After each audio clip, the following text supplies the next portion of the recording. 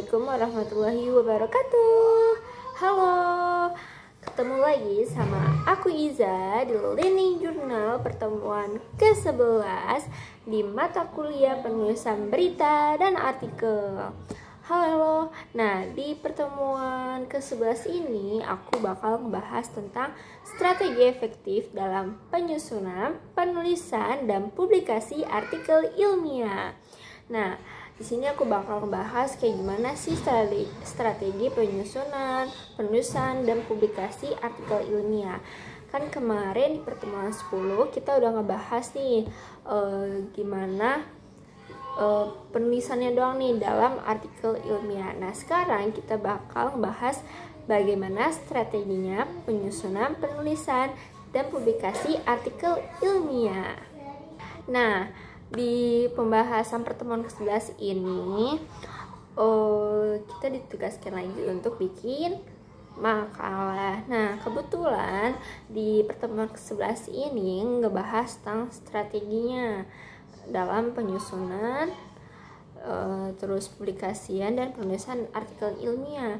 Nah, untuk sekarang itu kelompok pertama yang presentasi, yang dipresentasikan oleh teman-teman saya, yaitu ada Harini Sumarni, Hanum Salsabila, Nisa Azahra, Syabila Nur Azza, Dede Fatihatul, Livia Triwijanti, dan Zeva Amer Ihsan.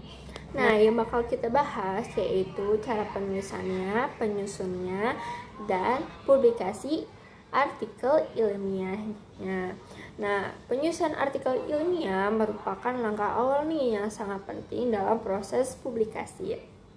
Nah, struktur standar yang digunakan adalah IMRAD atau Introduction, Methods, Result, dan Discussion atau diskusi.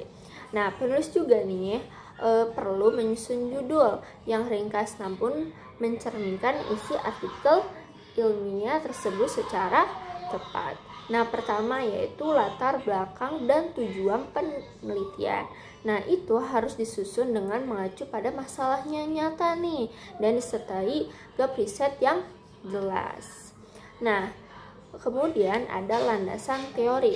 Nah, dan kerangka berpikir yang logis ilmiah. Nah, tahap ini juga mencakup pencarian literatur yang terbaru dan relevan dari sumber terpercaya seperti Scopus ataupun Google Scholar. Nah, sesudah tadi penyusunan artikel ilmiah, adapun penulisan artikel ilmiah. Nah, penulisan artikel ilmiah ini menuntut penggunaan gaya bahasa yang akademik, yang formal, objektif, dan tepat sasaran.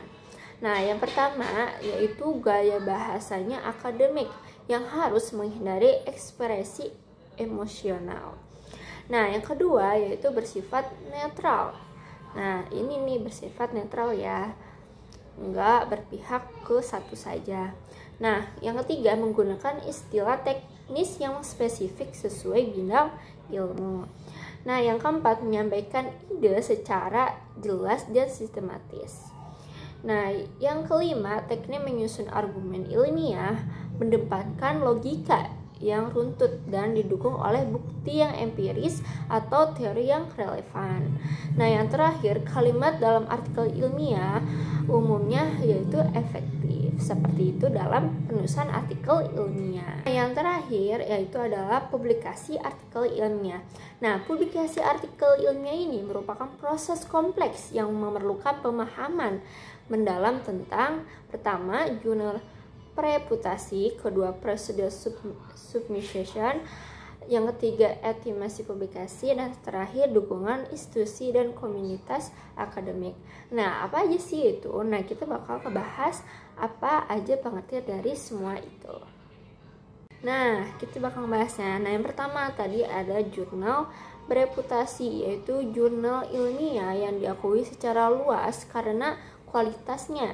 Nah, biasanya terindeks di database seperti Scopus, Web of Science, ataupun Sinta ya untuk Indonesia. Nah, yang kedua yaitu prosedur submission, yaitu adalah langkah-langkah pengiriman artikel ke jurnal, mulai dari pendaftaran, unggahan naskah, preview, revisi, hingga penerimaannya jurnalnya. Nah, terus yang ketiga adalah estimasi publikasi. Nah, kayak estimasi publikasi adalah perkiraan waktu dari pengajuan artikel hingga artikel pun dipublikasikan. Nah, bisa bervariasi dari beberapa minggu hingga lebih dari setahun. Jadi bisa seminggu, bisa berbulan, dan bisa pun setahun. Nah, yang keempat adalah dukungan institusi. Nah, ini adalah bantuan dari kampus atau lembaga tempat penulis bekerja seperti pembiayaan EPC, article processing charger, dan pendampingan penulisan ataupun reward publikasi. Nah, yang terakhir, yang kelima adalah komunitas akademik.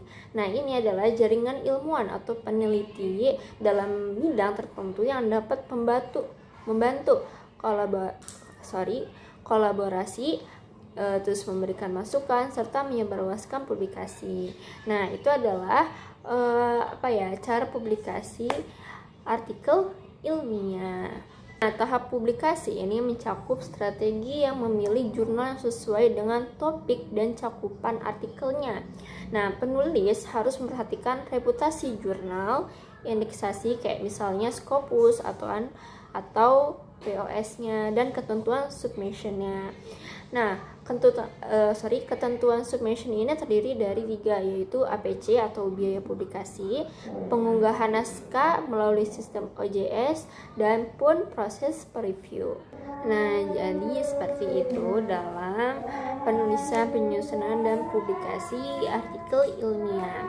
Nah, jadi strategi penyusunan dan penulisan artikel ilmiah ini yang efektif itu membutuhkan penguasaan struktur IMRD, terus teknik penulisan yang akademik yang tepat, serta kepatuhan terhadap etika ilmiahnya bagaimana. Nah, keberhasilan publikasi juga nih sangat tergantung pada pemilihan jurnal yang sesuai serta kesiapan penulis dalam menghadapi proses editorial dan revisinya bagaimana.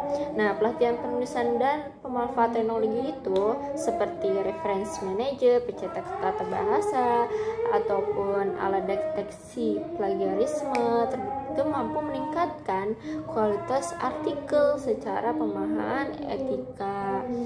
Dukungan institusional sangat diperlukan ya untuk mendorong peningkatan kualitas publikasi ilmiah dari kalangan akademi Indonesia ini.